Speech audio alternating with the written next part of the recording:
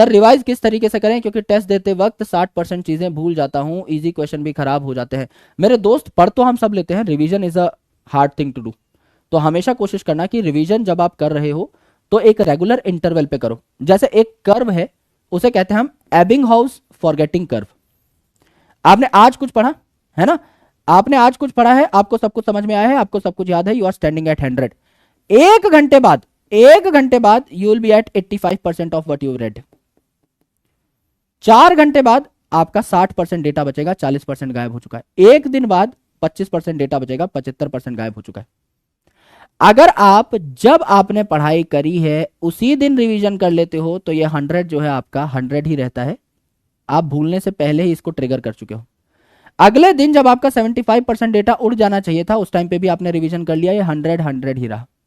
फिर धीरे धीरे आप जब यहां से भूलने लगोगे तो आपने फिर एक वीक बाद रिवीजन कर लिया, ये 100 आपका 100 ही रहा।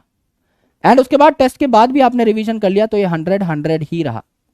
So to make this thing 100 always, आपको कंसिस्टेंट रिवीजन करने होंगे, प्रॉपर टाइम पे रिवीजन करने होंगे। जैसे ही भैया थोड़ा सा नीचे आने लगे, चीजें भूलने लगे, दोबारा से पंप कर दिया, फिर चीजें भूलने लगे 4-5 दिन में, दोबारा से पंप कर दिया।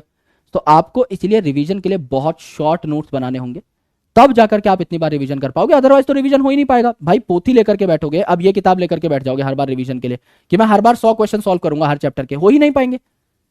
मेन चीजें समझ लीजिए, आपने आज का चैप्टर पढ़ा, पूरा चैप्टर हो गया, 200 क्वेश्चन सॉल्व किए, 200 क्वेश्चन में से 20 आपके नहीं बने, बाकी सारे आप कभी भी बना लोगे।